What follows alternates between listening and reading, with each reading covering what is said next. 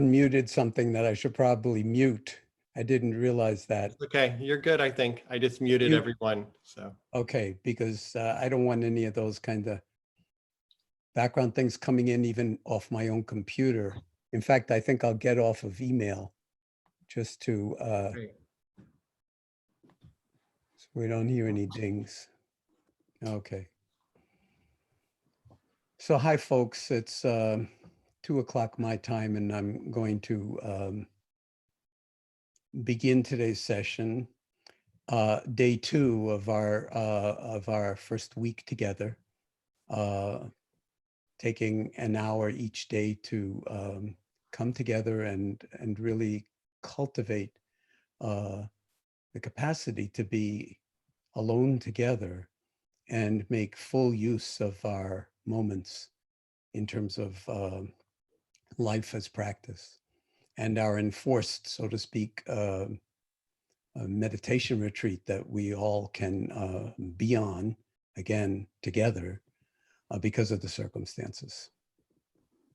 So I'd just like to say that for me, this is quite a learning curve because I'm used to relating to people, in person much more than online. And but one of the online elements that's so powerful is that we're all here together, and we've all made the choice to be here together. And so that togetherness is a real example of how interconnected our hearts and our intentions are, and our different loves among all the various countries that are represented, and there are many, many of us. So each day that we engage will be a little bit different, and there'll be different doors, if you will, into the same room of practice. But let's take some time now to, once again, with full intentionality, establish ourselves in a posture that embodies wakefulness and dignity and safety wherever you are, however you find yourself, whatever your circumstances are at this moment. And giving yourself over to experiencing the body sitting here breathing.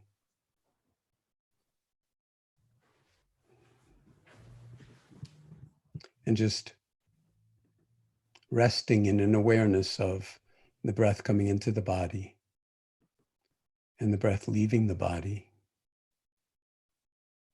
And befriending the silence that is here, whether I'm talking or not, the silence in between and underneath my words, and the vast silence in your own being, the stillness that we were pointing to yesterday when we spoke about the thoughts and emotions being like waves on the surface of the ocean, and that they can be very turbulent and agitated and extremely powerful at times.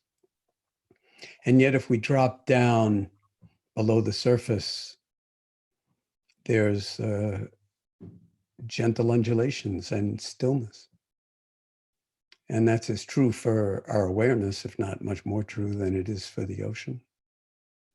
And so even in the midst of the full catastrophe of the human condition, and we certainly are, we can, in taking our seats, really take a stand in relationship to whatever's going on and the turbulence and the challenges of it all, and find a kind of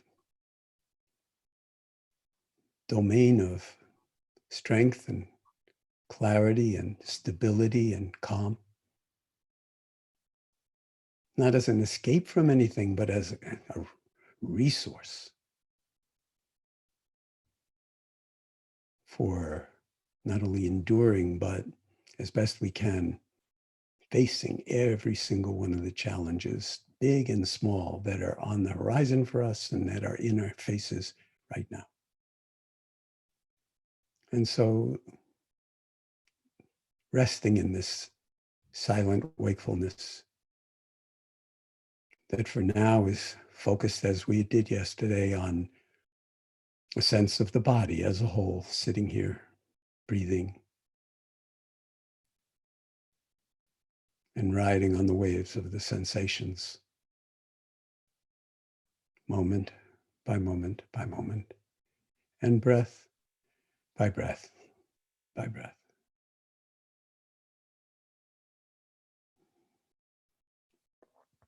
Again, eyes open is fine. Eyes closed is also fine.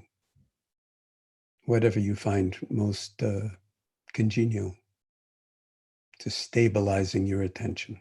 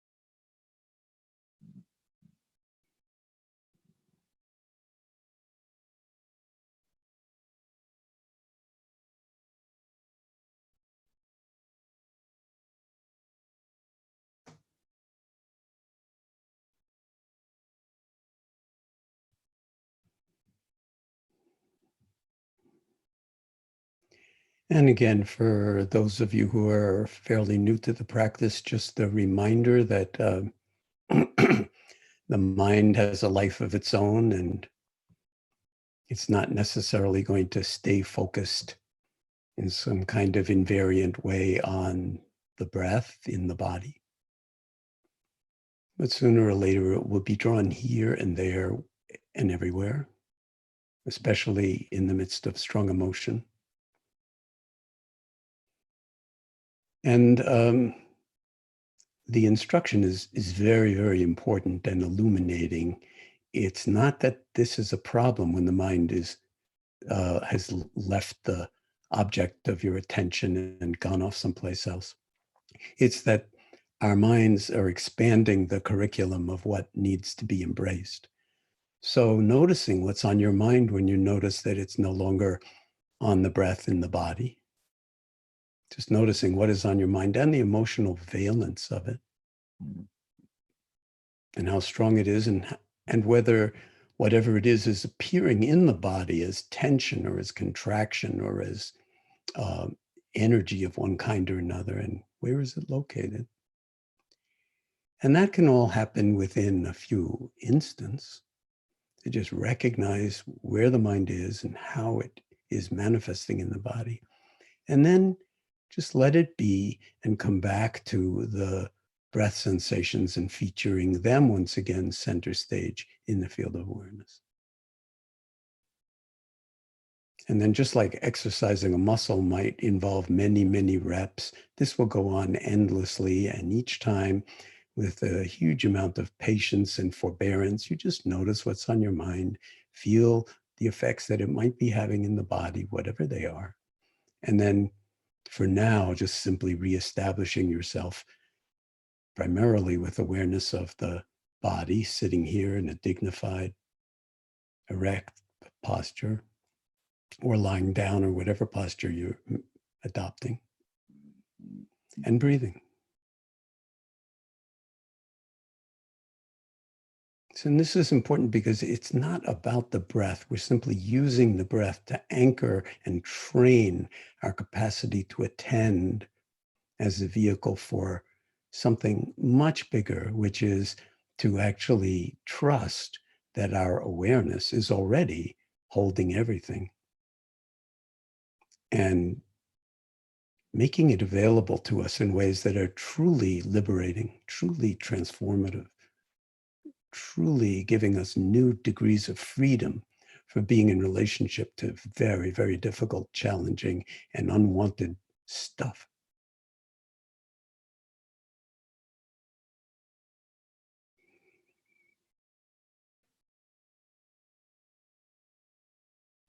So inhabiting the space of awareness, moment by moment by moment,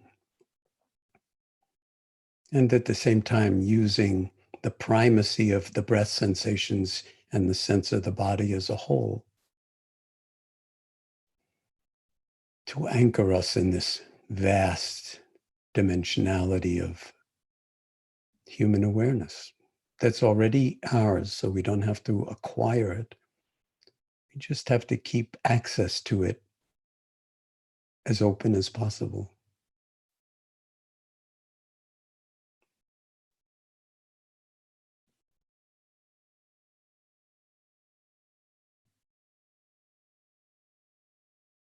So just this moment, just this breath coming in, just this breath leaving the body,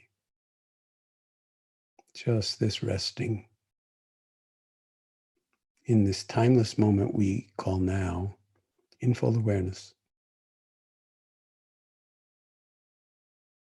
And just for now, letting go of the future, including even the next moment, and letting go of the past and everything that's come before.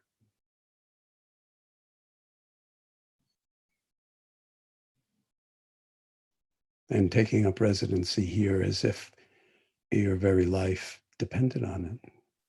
And you wouldn't be tuning into this program unless in some deep way, maybe merely intuitive, but nevertheless some very deep way, you already knew that our lives do depend on it, or we've got better things to do at this hour. And we don't.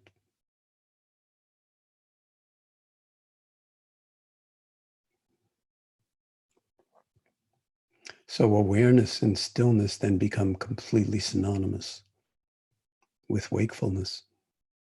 with mindfulness, and for the open-hearted quality of awareness that I sometimes call heartfulness. It's all right here.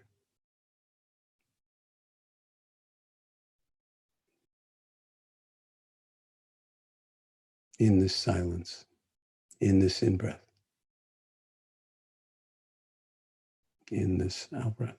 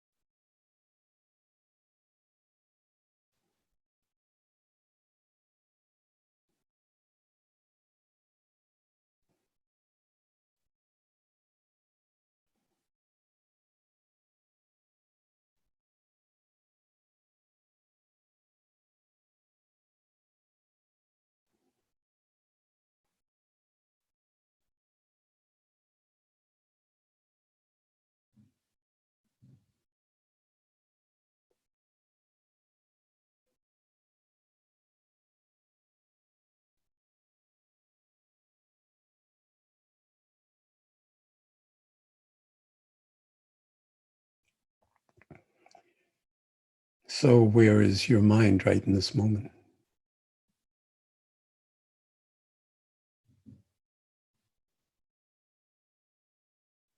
How is it in the body right in this moment? The invitation is not to think, but to feel your way into it, to take a look, to come to your senses, all of them, of which there are far more than 5. And awareness is absolutely critical for all of them to function with greatest effectiveness and efficiency. How is it in the heart? How is it in the mind? How is it in the body? Right in this moment. And knowing it not merely through thought, but non-conceptually, through the embracing of this moment in awareness.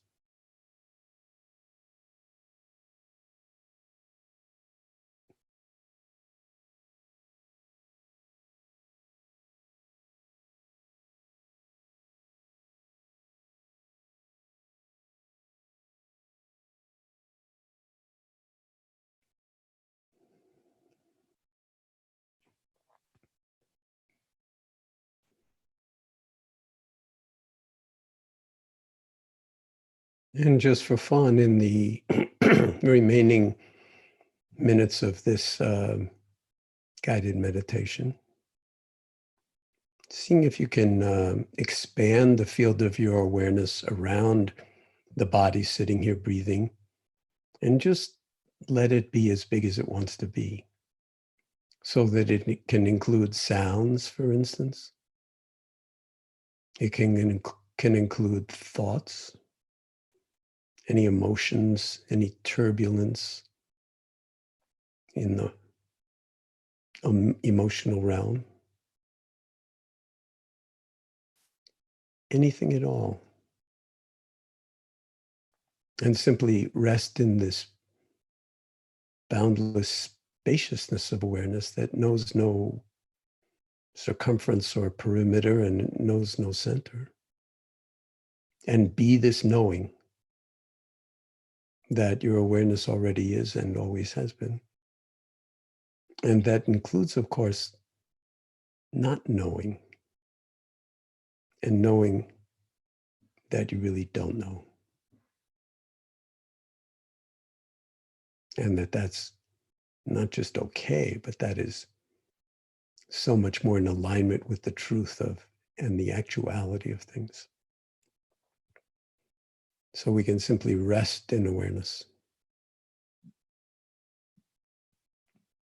and let whatever unfolds unfold, as if our awareness, sometimes the image is used of it's like the sky. And I think I might have mentioned this yesterday, that storms can arise and weather patterns in the space of the sky, of the atmosphere. Turbulence, calmness, light, darkness, rain, snow, and in the mind also, again, depending on conditions in the world. And we're seeing them in spades in this pandemic and economic collapse. To, for now, simply let it all play out in the space of the mind, like weather patterns, and resting in an awareness that is capable of holding it all and not taking any of it quite so personally.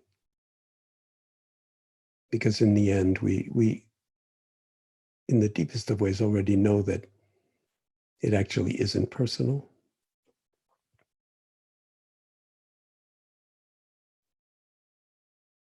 May have huge consequences for us in our individual personal lives, but it is not personal. And part of our ability to navigate it really depends on our willingness to not take personally things that aren't personal, and learn to tap deeply into this profound interior resource, perhaps the most fundamental aspect of our being human, awareness itself. And the wisdom and compassion and clarity and kindness and connectedness that it can offer us.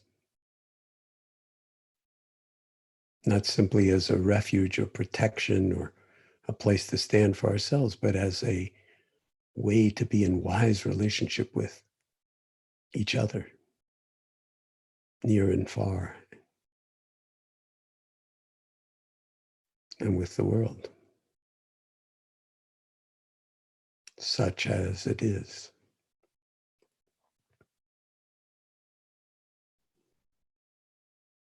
And so if you're comfortable with it, just resting in the infinite, boundless spaciousness of awareness.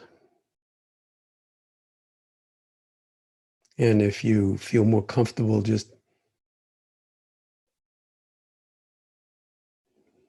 connecting to some kind of anchor for your attention, then the breath and the sense of the body as all sitting here couldn't be more valuable, more useful. And it turns out, guess what? It's the same awareness. Whether you're featuring a particular object of attention, or whether you're simply resting in this open-hearted presencing, this choiceless awareness, as Krishnamurti calls it.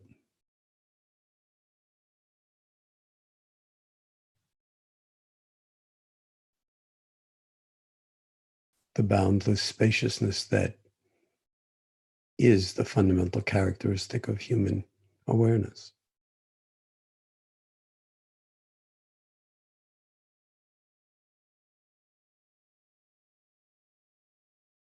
And it's fundamentally so much bigger than our personal self-centered, self-oriented narratives about who we are. So this silent wakefulness adds a whole other dimension to how we can be in wise and emotionally intelligent a relationship to the full catastrophe of the human condition, writ large and writ small, right now, in the world we're inhabiting today, this last day of March, 2020.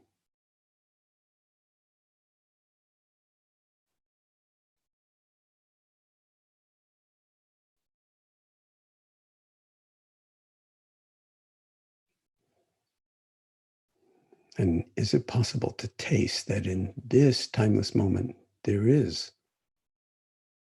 are huge degrees of freedom available to us? Not as because we're in some kind of privileged position, but by nature, by virtue of our being human. These are profound interior resources baked into our truest nature as a species.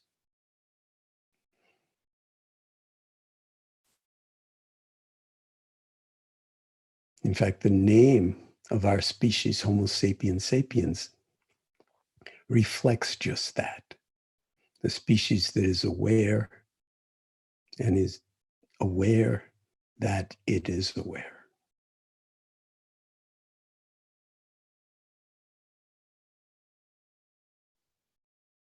Can we take up residency here? Can we abide here?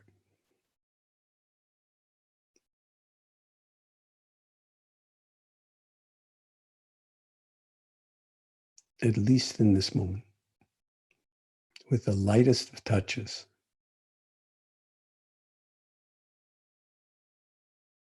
And at the same time, knowing that our very life and, in fact, in some sense, our species and the world, our world at least, depends on it.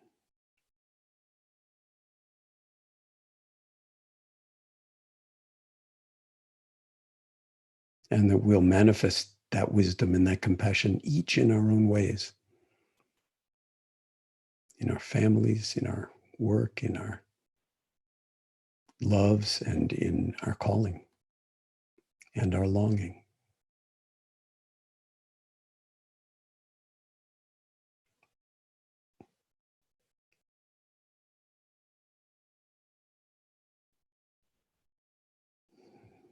In a sense, it's a symphony with all of us playing our parts. Right here on this call, on this platform, on this in this Indra's net that we're all participating in.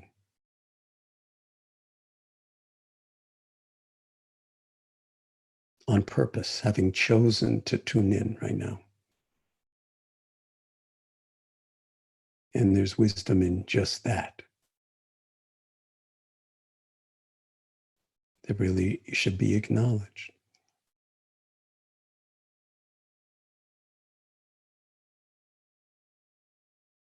And so can you feel that this awareness and the deep silence that it embraces is always present, even while I'm talking, even while you're thinking, even during emotional turbulence in the mind and the body.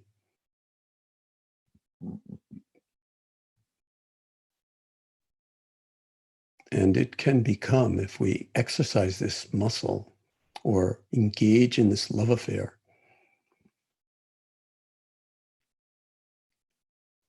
it can become what the neuroscientists would call our default mode. Rather than defaulting to mind wandering and mindlessness and emotional reactivity that very often rules and dominates our lives and our life decisions. we default to wakefulness. In any moment that we do it, we're already liberated, already free, and already far, far larger than our narratives about who we are and what we're either, what our failings are, what our fears are, even what our aspirations are. Our true nature, just simply so much bigger than that already. So there's no place to go, nothing to do, and no special something to attain because you're already whole, already complete, and can meet the world out of this completeness in ways that is exactly what is called for in the moment we find ourselves in now.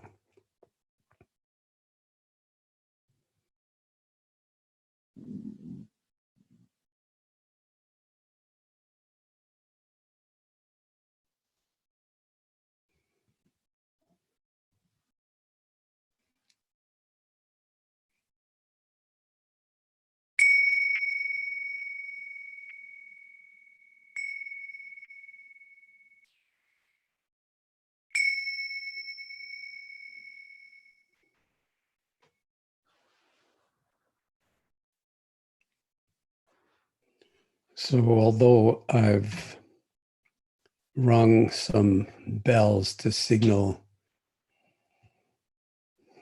the closing of that particular meditation practice, in fact, and you all know this, there is no end to the meditation practice. Mindfulness would be useless if it was only about formal meditation. The beauty of it is that it's portable and it's available to us virtually 24/7. And we most need it, of course, when the proverbial stuff is hitting the proverbial fan, which is happening for so many of us in this world, in so many different ways, in so many different countries, and at so many different levels of economic hardship or privilege.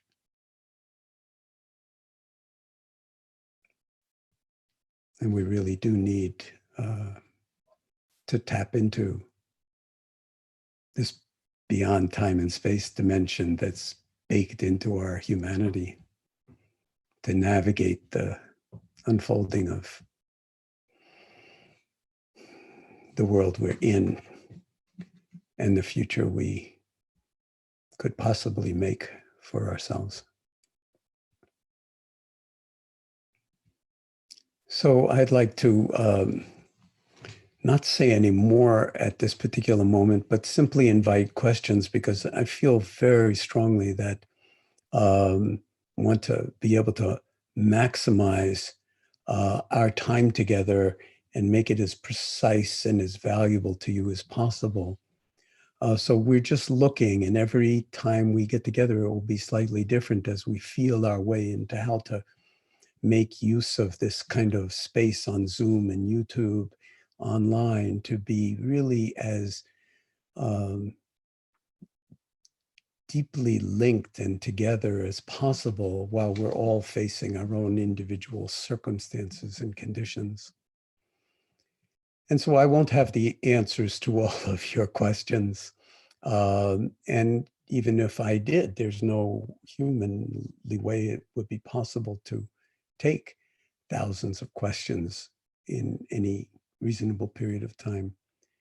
So just to restate what I've said before, and that is next to where the questions are actually arising from, it's really worth attending to your own heart, your own mind, and even how the body feels. Because very often there are maybe even a whole slew of different kinds of possible insights or responses that don't just come out of thinking, but come out of the collaboration of our multiple intelligences, intuition, emotional intelligence, cognitive intelligence, social intelligence. And that's all available to us 24/7. And just as we see the people who come to us in an MBSR classroom as, miraculous beings. Every single one of us is really a miraculous being. And the world needs us to know it and embody it. So questions. And I'll invite Soren, my colleague Soren Gordhammer, to actually vet the questions, or choose how it unfolds, or you can unmute yourselves, but I don't know how that's going to happen technically, so that like 100 people or 1,000 people don't unmute themselves at the same time. So I guess Soren is in charge. Myself and John Beshu will be coordinating it. Okay, thank you. We're not going to have time for everybody's questions, of course. So if you're wondering how John feels about Tom Brady being traded to the Buccaneers or something related to that, please save it for the people who have questions, particularly in this really challenging time many people face. So that said, you can click participants, and there's a way of raising your hand, and we will go through and unmute you. And just know that if you are picked and you're on video, that video will be displayed to everybody here and also online. So your video and your image will be displayed. So the first person I see is Rasha. So we will unmute you and bring you in, Rasha. Let me just see. I think, can you speak, Rasha? Are you? Can you hear me? Yes. Yes. Okay. And if you want to just say where you're from, that's always nice to know. Well, I'm from Egypt, but I'm residing in Canada now, so I'm in Canada. Okay. So hi, John, and thank you so much for being with us in such times. It's always a blessing to share the practice with you. My question is, in such time, if I may call it awakening, where cultivating mindfulness is much, much needed, how do we as practitioners or even teachers navigate or deal with friends and family members who are rejecting the concept of mindfulness without even trying? How can we be mindful about that? Do we keep trying, or do we simply just let them be? I can feel the energy in that question. And I think that it's not an uncommon question, so it can't possibly just be your question. And that's one of the beauties of our engaging in this way together, with thousands of us online at any one moment, that your question actually reflects something that probably a whole lot of people are dealing with. And what I would say, Rasha, is that first of all, we need to be very careful about, or very mindful of, our own motivation in regard to this challenge. Okay. And even as you use the word concept in association with mindfulness, as soon as we wind up turning mindfulness into a concept, we've already denatured it. So it's very hard to actually express what it is that we most want for the people who we're hoping will connect with what you have encountered and deeply trust and know and value, and you want to share it. I think that ultimately the best way to share it is to simply be mindful yourself and let everybody be exactly as they are, and don't have some kind of project or hidden agenda around helping other people to be more mindful. The more you are your own center and axis of centeredness and stability, the more valuable you are to the people who love you the most and with whom you are in relationship, and let them just be who and as they are. Meanwhile, you're practicing. And the fact that you hold this space in a certain kind of way transforms everything, including all those relationships. Over time, that may result in them wanting to sit with you or whatever. I'll mention this, it's not exactly in line with your question. I finished answering your question, but in terms of like a suggestion for all of us, even if there were no crisis, pandemic at the moment, I think it's sometimes useful to put meditation cushions around your house in different places. And then don't just sit in your one meditative space in your room or wherever you have it, but sit in the living room, sit in all over the house, have meditation cushions. I've started to do that. And it's wonderful. And then people actually see you be silent a lot of the time. Sometimes they might even appreciate that. Sometimes they might even want to sit with you if you happen to be sitting there in the living room on the floor, and they'll sit on the couch or something like that. But be careful about proselytizing mindfulness. The way mindfulness most gets transmitted is through embodied wakefulness. And then everybody is immediately touched because the real you has shown up in some way, and it's beyond words.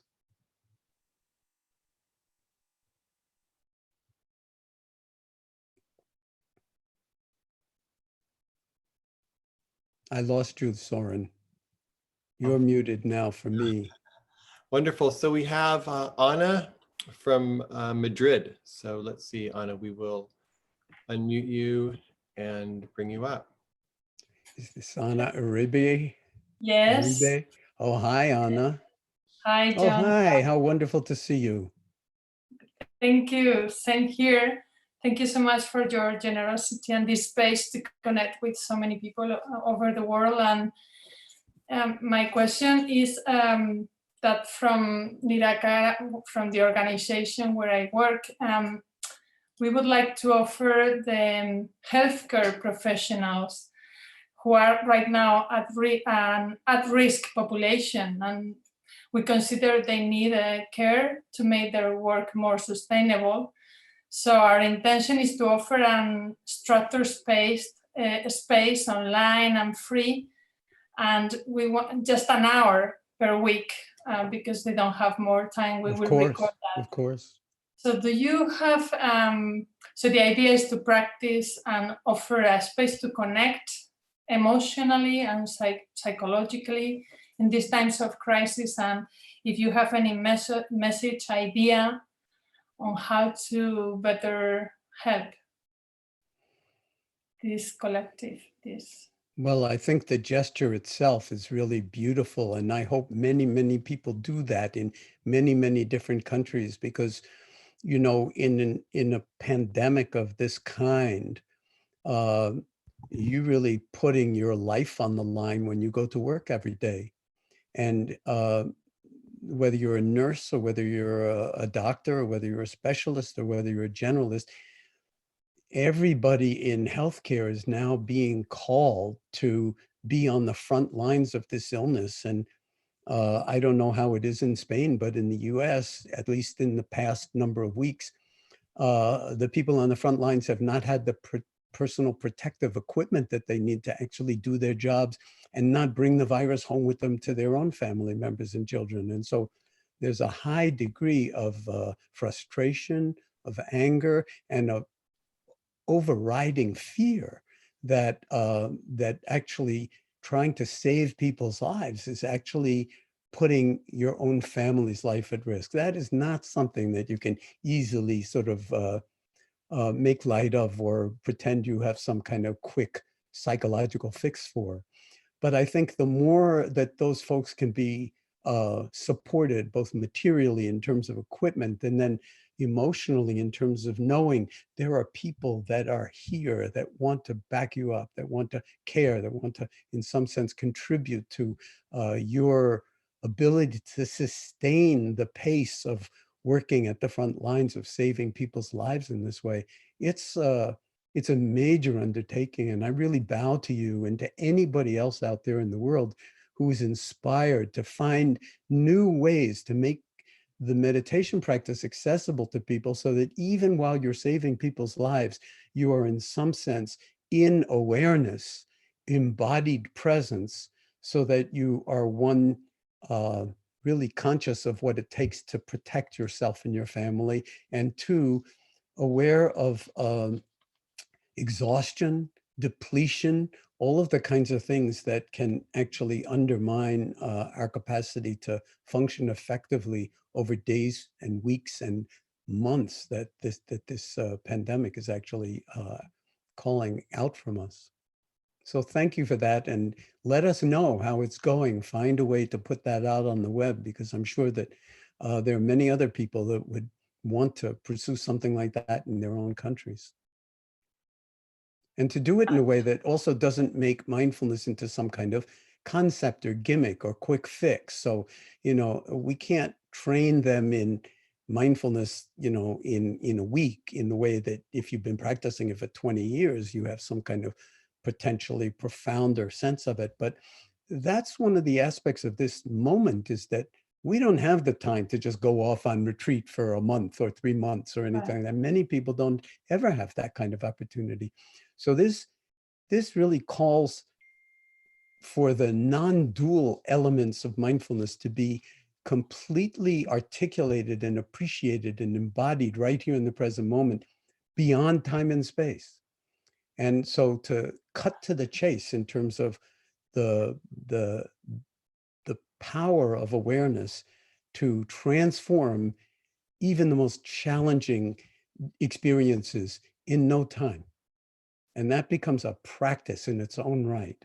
And just to say, last thing, medicine, meditation, in all European languages and in English, those words sound a lot alike because they have the same deep Indo-European root. And so meditation and medicine are linked at the hip. And a lot of people who are in medicine don't actually know that. And I think they may find it very comforting and also uplifting at this particular moment to make that more explicit. Yeah. Thanks, Anna. Thank you. Thank you. Nice to see you. Jon, next we have, let's see, Jenny from China. Let's see, Jenny, we will bring you. Yes, thank you.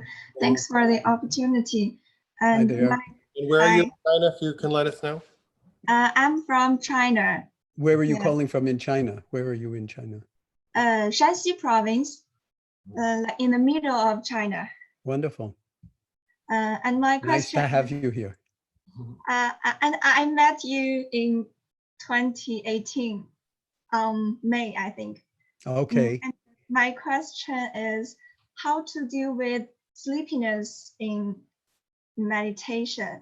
Like today, at first, I pay attention to my breath and my thoughts, but then I feel centered. I feel I'm calming down, but then I kind of fall asleep and lose touch with myself and lose touch with you.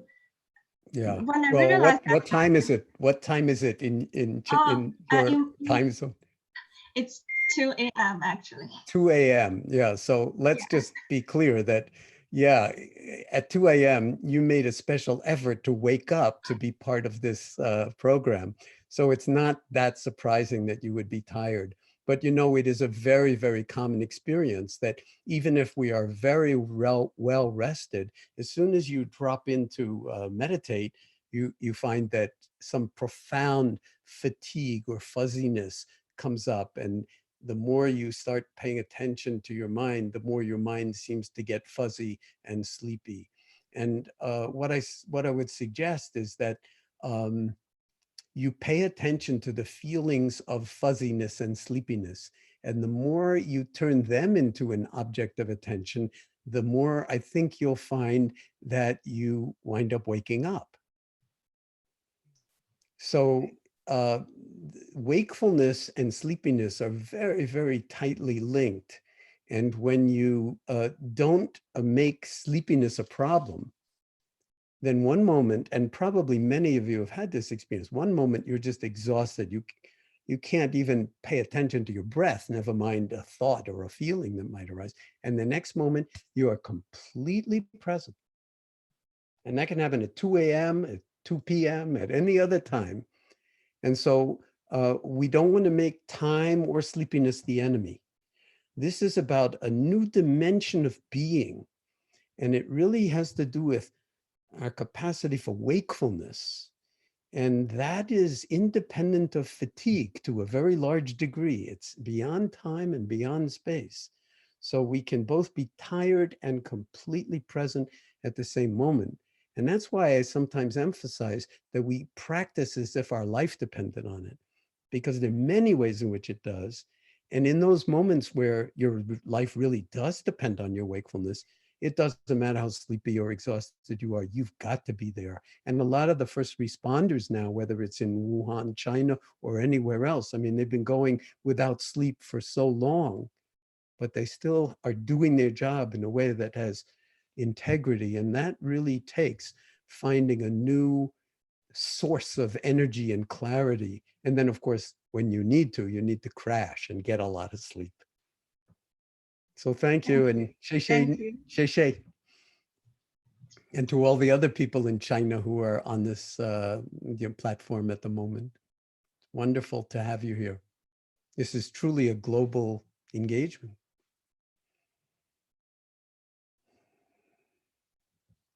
So get some sleep as soon as we sign off. So Jon, next we have Kent from, looks like Canada. So Kent, I think you're unmuted and we'll bring you up. Thank you. Yes, Are you Jon. on the space shuttle? I am. I'm orbiting. Yeah. I'm fascinated to hear more about how mindfulness is a nexus or creates a connection between philosophy, religion, ethics, and then math and the sciences and biology. How does mindfulness bring all of those things together? So could I ask you in turn, where does this question come from in yourself? Geez, I'm really orbiting now. For me, it is the connection between the inner and outer worlds in a way. It's a way for me to help ground or anchor things that I find real yet ephemeral. Thank you. Well, you've touched on something that's really very profound. And I won't go into it in great detail, but all of the various disciplines that you've mentioned are efforts for human beings. They're attempts of human beings to understand the nature of reality and the nature of our own minds. So even the concept of zero, since you mentioned mathematics, I mean, there's a whole universe inside of that, never mind the notions of what goes on in quantum physics and in n-dimensional space in abstract mathematical, domains, philosophy. They're all different doors into an attempt for Homo sapiens sapiens to wake up or to realize, one, the nature of reality, and two, the nature of the mind, and three, the nature of relationality. And when for instance, journalists often ask me, well, give me what mindfulness is in one word. I have two words that I usually respond in depending on the circumstances. One would be pure awareness. So that would be one. Mindfulness is awareness, pure and simple. But we have almost no first-person intimate experience of awareness. And the other is relationality. In other words, we talk about my body, my thoughts, my mind, but who is talking about? Who is it that possesses the body? Those personal pronouns, I want to talk about that later in the week, our attachment to the personal pronouns and how they dominate and really distort our lives. But all of those disciplines and thoughts, and whether it's on the philosophical religious side or the scientific mathematical side or the social science psychology side, they're all different ways that we humans have to try to take a measure of the nature of order and disorder in the universe. And even what's been going on with this pandemic, this is what is called in certain kinds of circles, philosophical circles or economic circles, a black swan event. It's a very low probability event that nobody ever saw coming, but that happens. Why they didn't see it coming, I don't know, because, plagues have been happening ever since humans have been on the planet. And so we often take for granted how safe we are or how things will go on from day to day in the same old way, whether it's injustice or not. So you brought up ethics.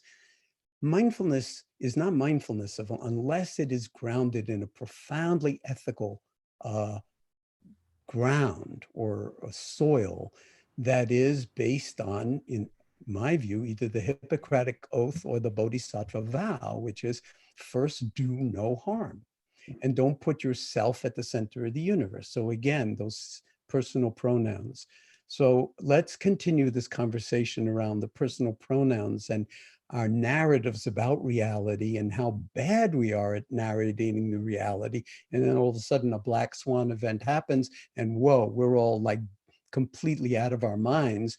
Whereas anybody who was really paying attention, and a lot of people were in the CDC, but they got dissed by the administration, that's why we're in the catch-up position and in the turbulence to a very large degree that we're in at the moment. So thank you for that question. And I think given the time, I mean, I'd love to stay on for more hours every day, but I don't want to blow my voice out. Plus, you know, people on the other side of the planet do need to get some sleep. You need to pace yourself. So thank you for that question. And Soren, would it be all right that we just sort of, for the rest of it, we'll sit, and then the last moments, don't, because you're watching the time, just open it up so that people can say goodbye in whatever languages they want to say goodbye in. And I will say goodbye now in a way and simply say, I'm trying to figure out how to do this in a way that's really valuable and that's not kind of paint by the numbers or just, you know, in some sense denatured. It's not like we're trying to sell you on anything, but to try to find a way to stay connected and appreciate and cultivate and deepen what we all love, being human.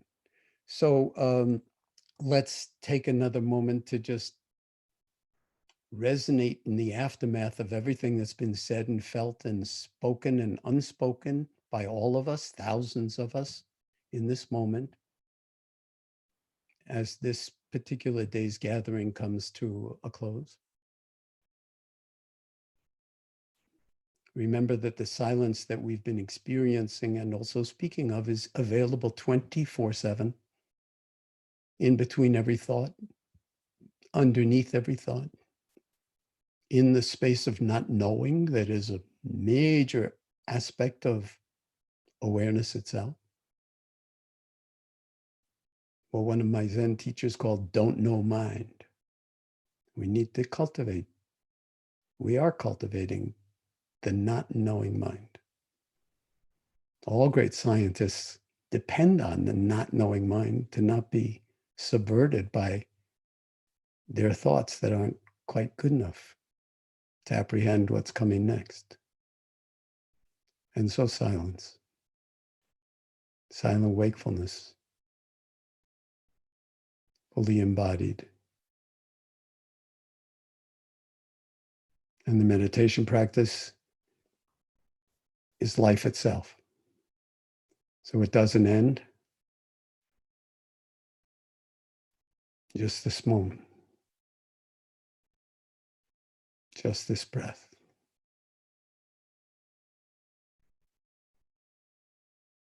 Just taking care of what most needs taking care of.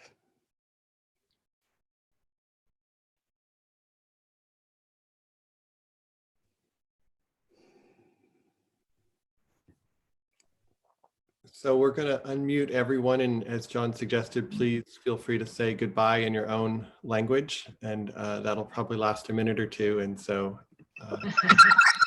Bye. Bye. Bye. Everybody. Bye. Bye. Thank you. Bye, Ciao, ciao. Bye. Grazie, ciao, ciao, ciao, ciao, ciao. Bye. Bye, bye, bye. Adios. Ciao, ciao. Someone 2019, they didn't elect us. Now they want it because the stimulus package. Bye, bye, bye. Hi, everybody. It's in. Jon Kabat-Zinn. Jon, bless you. Bye. Jon, danke, Jon. Bye-bye. Baseball. Asking Jon. Buenas noches. Thank you, John. Cheers, John. Right there. Thank you, Jon. Nella, Toronto with thanks.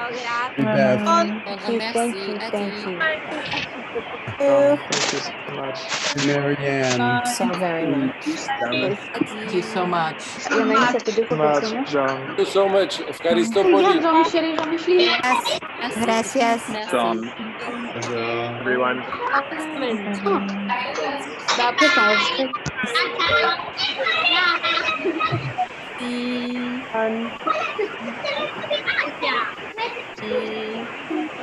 Ciao, ciao.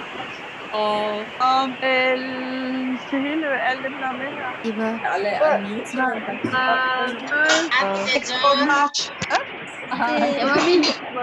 Der er bare mennesker alle vejen fra. Kina og jamen, alle steder.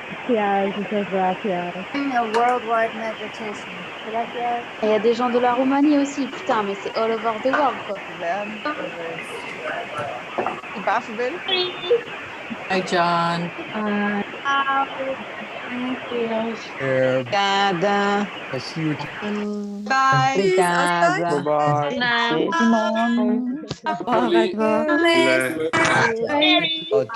Bella. Der er nogen, hvor der er store. Bye. You. Sorry that to go on this rant, but